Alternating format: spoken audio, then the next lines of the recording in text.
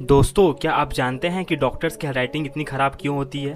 या फिर ये कि कुआं गोल ही क्यों होता है? या फिर रेल के डिब्बों पर ये 5 डिजिट्स के नंबर का मतलब क्या होता है? अगर नहीं तो चलिए हम आपको बताते हैं। आज की इस वीडियो में हम आपको ऐसे ही कुछ इनक्रेडिबल और इंटरेस्टिंग फैक्ट बताएंगे, तो अपनी अपनी कमर पेटियाँ बांध लें और हो जाइए तैयार फैक्ट्स की इस सफ़र में जाने के लिए। लेकिन इससे पहले कि हम वीडियो शुरू करें, अगर आपने अभी तक हमारे चैनल द बिग फैक्ट को सब्सक्राइब नहीं किया है तो इसे अभी के अभी सब्सक्राइब कर लें। अब और देर ना करते हुए चलिए शुरू करते हैं आज की इस वीडियो। Fact number 5। दोस्तों, अगर आपने कभी ध्यान दिया हो तो जब भी हम रोते हैं तब रोने के बाद हमारा मन हल्का हो जाता है और हमें अच्छा महसूस होता है। लेकिन आपने कभी सोचा है कि ऐसा आखिर क्यों होता है? इसके पीछे का विज्ञान क्या है? अगर नहीं तो मैं आपको बताता हूँ कि आंसू यानी टीयर्स जो रोते समय हमारी आंखों से निकलती है वो एक नेचुरल पेन किलर होते हैं। हमारे आंसुओं में लेक्विनिन एनक्लाफ्लिन नाम का एक केमिकल पाया जाता है जो एक एंड्रोफाइन होता है। ये आपके मूड को तो ठीक करता ही है, साथ ही आपके आंखों के दर्द को भी ठीक करता है। इसके अलावा आंसुओं में लाइसोजाइम फ्लूइड नाम का एक एंजाइम भी होता है जो 10 मिनट में आपके आंखों के 90% बैक्टीरिया को ख़त्म कर देता है। और इसलिए दोस्तों, रोने के बाद आपको आराम मिलता है और आप अच्छा महसूस करते हैं। Fact number 4। दोस्तों, हम सभी गर्मियों के मौसम में डिहाइड्रेशन से खुद को बचाने के लिए गर्मियों में नारियल पानी पीते हैं। पर क्या आपने कभी सोचा है नारियल के अंदर का ये ठंडा पानी कैसे होता है?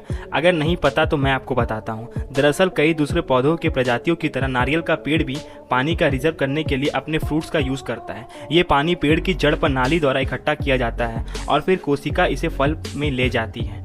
कच्चे या हरे नारियल फल के अंदर पाए जाने वाला पानी को नारियल पानी कहते हैं। ये पानी दरअसल में एंडोस्पर्म का भ्रूणपोष होता है। नारियल के विकास की शुरुआती स्टेज में ये एंडोस्पर्म लिक्विड फॉर्म में इसी पानी में घुला होता है और भ्रूण के लिए पोषण का स्रोत होता है। जैसे जैसे नारियल पकता रहता है ये लिक्विड मलाई में बदल जाता है, जिससे खाना हम बहुत पसंद करते हैं। Fact number 3। दोस्तों, क्या आप जानते हैं कि कुआं गोली क्यों होता है? इसका कारण है दोस्तों, असल में गोलाई में कंक्रीट की पकड़ मजबूत रहती है, इसलिए हर एक हिस्से पर बराबर प्रेशर पड़ रहा होता है जो उस स्ट्रक्चर को थामे रहता है। और कुएं के गोल होने की वजह से ही इसकी दीवारों की मिट्टी नीचे धंसती नहीं है। अगर कुओं को चौकोर बना दिया जाए तो उसकी दीवार पर ज़्यादा फोर्स लगेगी, जिस कारण कुएं की मिट्टी धंसने से चांस रहेगी। Fact number 2।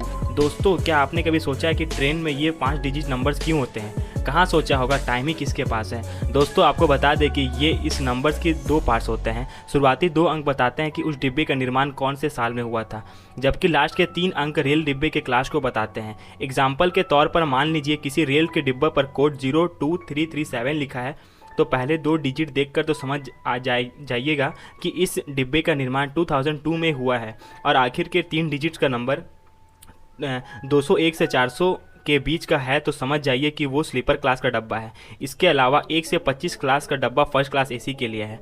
25 से 50 तक का नंबर फर्स्ट क्लास और सेकंड क्लास दोनों के डिब्बों पर लिखे हो सकते हैं। सेकंड क्लास एसी के लिए 50 से 100 तक का नंबर लिखा होता है, तो वही थर्ड क्लास एसी के लिए 101 से लेकर 150 तक के नंबर लिखा होता है। इसी तरह 401 से 600 तक के नंबर जनरल वाले डिब्बे को रिप्रेजेंट करते हैं। है ना इंटरेस्टिंग?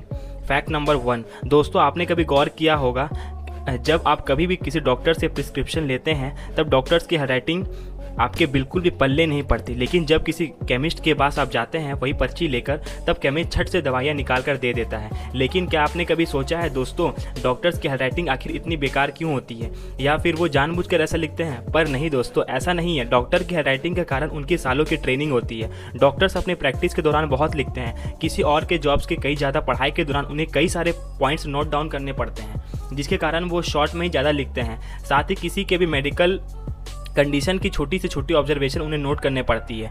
इतना लिखने के कारण वो जल्दबाजी में ही लिखते ही हैं। साथ में ही मेडिकल भाषा में इस्तेमाल होने वाली ज़्यादातर बड़ी टर्म्स की भाषा को छोटे टर्म्स वर्ड में इस्तेमाल करते हैं, और इसलिए तो दोस्तों उनकी हैंडराइटिंग हमें कीड़े मकोड़ों की तरह लगती है। लेकिन दूसरे डॉक्टर्स या फिर हमारे लोकल केमिस्ट उन टर्म्स का मतलब अच्छे से जानते हैं और उसी के चलते वो हमें सही दवाई दे पाते हैं। तो दोस्तों, इसी के साथ अब वक्त हो गया आपसे विदा लेने का। अगर आज के फैक्ट्स आपको इंटरेस्टिंग लगे हो तो इस वीडियो को अपने दोस्तों के साथ ज़रूर शेयर करें। मैं लेकर आते रहूँगा आपके लिए ऐसे इन्फॉर्मेटिव और इंटरेस्टिंग वीडियो।